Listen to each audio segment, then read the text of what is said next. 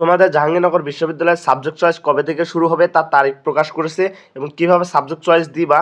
জাহাঙ্গীরনগর বিশ্ববিদ্যালয়ে তোমার যে দ্বারা চান্স পেয়েছো, এখন তোমাদের কাজটা কি, A to Z নতুন যে আপডেট তথ্যগুলো আছে A to Z বিষয় নিয়ে কথা বলবো আজকের ভিডিওতে। দেখো, তোমাদের জাহাঙ্গীরনগর বিশ্ববিদ্যালয়ে তোমরা যারা চান্স পেয়েছো ভাইয়া, তোমাদের কিন্তু আসলে যে সাবজেক্ট চয়েসটা এটা কিন্তু আসলে তো কবে থেকে শুরু হবে, 18 জানুয়ারি থেকে। কবে থেকে? 18 জানুয়ারি, এটা 28 না, 18 জানুয়ারি থেকে শুরু হবে এবং 27 জানুয়ারি পর্যন্ত তোমরা সাবজেক্ট চয়েস দিতে পারবা। একবার মনোযোগ দিয়ে শোনো, 18 জানুয়ারি সাবজেক্ট চয়েস শুরু হবে এবং 27 জানুয়ারি পর্যন্ত তুমি সাবজেক্ট চয়েসটা দিতে পারবা।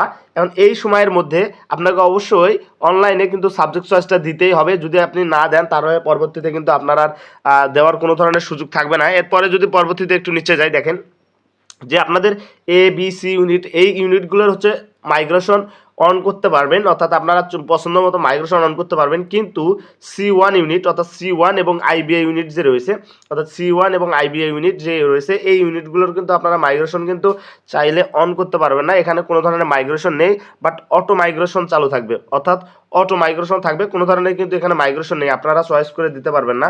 বাট আপনারা হচ্ছে অটো মাইগ্রেশন আছে। অটো মাইগ্রেশন বলতে বোঝায় যে আপনাদের হচ্ছে পছন্দ মতো যে ক্রোমটা আপনি সাজাবেন, এই পরবর্তীতে এটা অটো থাকবে, আপনার অটোমেটিক্যালি মাইগ্রেশন হলে ওখান থেকে ওই জায়গা থেকে সাবজেক্ট আসবে। হ্যাঁ, এরপর দেখেন সাবজেক্ট চয়েস দেওয়ার নিয়ম যদি আমি বলি যে কীভাবে সাবজেক্ট চয়েস আসলে দিবেন।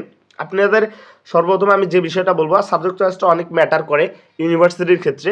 দেখেন, আপনার সবচেয়ে যে পছন্দের সাবজেক্টটা, টপ সাবজেক্ট যেটা, এটা অবশ্যই দিবেন। এখন আসুক বা না আসুক, অবশ্যই ভালো সাবজেক্টগুলো 2-3টা প্রথমে দিবেন, তারপর মিডল সাবজেক্টগুলো দিবেন, এরপর মাঝামাঝি পর্যায়ে যে বিষয়গুলো আছে এই সাবজেক্টগুলো দিবেন, অ্যান্ড দেন সবার লাস্টে হচ্ছে লো সাবজেক্টগুলো দিবেন। এখন যদি আপনার ভালো মেরিট পজিশন হয় তাহলে আপনি টপে চান্স পেয়ে যাবেন শুরুতেই, এবং যদি না হয় তাহলে কোনো কারণে যদি টপ মিস হয় তাহলে আপনারা হচ্ছে মিডল চান্স পেয়ে যাবেন।